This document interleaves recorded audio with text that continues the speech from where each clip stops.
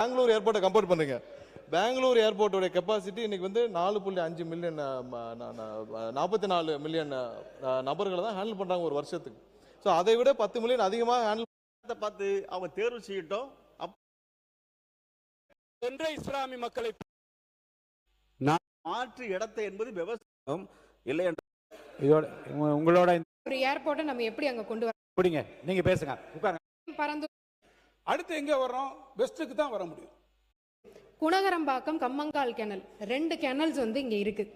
இது வந்து எப்படி உங்களுக்கு செயல்படுதுன்னா, ஒரு ப்ரெஷரை ரிலீஸ் பண்ணி அந்த வாட்டர் பாடி வந்து தானாவே அடையார் ரிவருக்கும் செம்பரம்பாக்கம் லேக்குக்கும் இன்னைக்கு வந்து போய்கிட்டு இருக்கு. இதை நம்ம அழிச்சிட்டோம் அப்படின்னா ஆட்டோமேட்டிக்கா சென்னை சிட்டிக்கு வந்து உள்ளேயே ஃப்ளட் வர்றதுக்கான பல வாய்ப்புகள் இருக்கு. இவ்வளவையும் நம்ம அழிச்சு நம்ம ஒரு பரந்தூர் ஏர்போர்ட் இன்னொரு நாம வந்து ஏர்போர்ட் வேணான்னு சொல்லவே இல்லை. இன்னொரு இடத்த நாங்க இந்த மாதிரி அதுவும் அது ஒரு சரிவான இருக்கிற ஒரு விளைநிலம், அந்த இடத்துல நீங்க எவ்வளவு தூரம் மண்ணை போட்டு இன்னொரு ஒரு ஏர்போர்ட்டை நீங்க கொண்டு வருவீங்க? இதே இது கொச்சின்ல நடந்தது. இதனால 14 நாள் வந்து அந்த ஏர்போர்ட் வந்து பூட்டி கிடக்கப்பட்டது.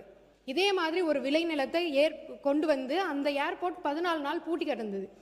இது மட்டும் இல்லாம இன்னைக்கு எங்களுடைய மாண்புமிகு முதலமைச்சர் அன்னைக்கு ராகுல்ன்ற ஒரு பையன், இந்த பையன் அன்னைக்கு ஒரு பேட்டி கொடுத்திருந்தாங்க. எங்களுக்கு பரந்தூர் விமானம் வேண்டாம், நாங்க என்ன அந்த விமானத்துல பறக்கவா போறோம் அப்படின்னு எங்களை காப்பாத்துங்கன்னு ஒரு வார்த்தை சொன்ன அந்த ஒரு வார்த்தைக்காக இன்னைக்கு இந்த அறிவிப்பு மக்கள் கொண்டாடுறாங்க. அங்க நடந்த ஒரு ரீசன்ட் லோக்கல் பாடி மீட்டிங்ல விஜய் ரோடு அப்படின்னு சொல்லி நாங்க வைக்க போறோம்னு அறிக்கையே அவங்க வந்து இன்னைக்கு விட்டுருக்காங்க. மக்கள் அத்தனை பேரும். இதனால விவசாயிகளோட வாழ்வாதாரம் பாதிக்கப்படும், 1500 நீர்நிலைகள் பாதிக்கப்படும், 1000 குடும்பங்கள் இடம்பெயரணும். இதையெல்லாம் கன்சிடர் பண்ணாம ஒரு ஏர்போர்ட்டை நம்ம எப்படி அங்க கொண்டு வர முடியும்? இதை தவிர இன்னொரு வந்து கேட்டிருந்தாரு. நான் ஒரே ஒரு கேள்வி கேட்கிறேன். சென்னை ஏர்போர்ட் மீனம்பாக்கம் ஏன் நீங்க 5 வருடம் கிடப்புல போட்டு வச்சிருந்தீங்க? மேல இருந்து சென்ட்ரல் கவர்மெண்ட் உங்களுக்கு அன்னைக்கே அப்ரூவல் கொடுத்திருந்தாங்க. நீங்க ஏன் 5 வருஷம் அதை சும்மாவே வச்சிருந்தீங்க? உங்களுக்கே தெரியும் பரந்தூர் ஏர்போர்ட் வந்ததுன்னா இன்னும் 5 வருஷம் ஆகும்னு. ஆனா அதை எக்ஸ்பான்ஷன் அன்னைக்கே பண்ணியிருந்திருக்கலாம். அதுக்கான சென்ட்ரல் கவர்மெண்ட் அதுக்கான அப்ரூவலும் கொடுத்தாங்க. என்ன நோக்கத்துக்காக நீங்க இதை வந்து ஸ்டாப் பண்ணி வச்சிருந்தீங்க? உங்களோட மனசாட்சியை நீங்களே கேட்டுக்கோங்க.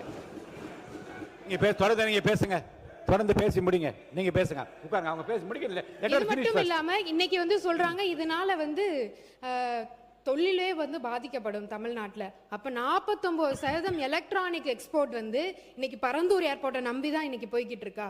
41% எலக்ட்ரானிக்ஸ் எக்ஸ்போர்ட் இன்னைக்கு போர்ட் மூலமாகவும் ஏர் கார்கோ மூலமாகவும் சென்னை ஏர்போர்ட் மூலமா தான் அனுப்பிச்சிட்டு இருக்கோம். நாம வந்து இன்னைக்குமே எதையுமே நம்ம சொல்லவே இல்லை. எங்களுக்கு ஏர்போர்ட் வேணும், 2வது ஏர்போர்ட் வேணும். எக்ஸ்பான்ஷனுமே உள்ள இருக்கிற காரிடோர்லேயே தான் வரப்போகுது. அந்த எக்ஸ்பான்ஷன் ஏதோ அவர் சொல்றாரு எதையோ இடிச்சிட்டு நம்ம வந்து ரன்வே பண்ண போறோம்னு. அப்படியெல்லாம் கிடையவே கிடையாது. அதுக்காக ஏர்போர்ட் அத்தாரிட்டி இந்தியா வந்து ஏற்கனவே வந்து T5 முனையத்தின் பயணிகள் முனையம் வந்து உத்தேசிக்கப்பட்டிருக்கு. அதே மாதிரி T5 முனையத்தின் புறவழி சாலை, தாம்பரம் மதுரவாயில் சாலை அமைக்க மாநில அரசின் அனுமதியும் ஒத்துழைப்பும் கோரி உள்ளது. நெக்ஸ்ட் 10 வருஷத்துக்கு இது வந்து நம்மளுக்கு கண்டிப்பா ஒரு இது இருக்கும். அதே மாதிரி அடுத்து செகண்ட் ஏர்போர்ட் மக்கள் பாதிக்கப்படாம, விவசாய நிலங்கள் பாதிக்கப்படாம, அதே மாதிரி சிப்காட்டும் அதே மாதிரி இருக்கிற மக்கள் பாதிக்கப்படாம, விளைநிலங்கள் பாதிக்கப்படாம, அப்படி இருக்கிற நிலங்கள் மட்டும்தான் கையகப்படுத்தப்படும்.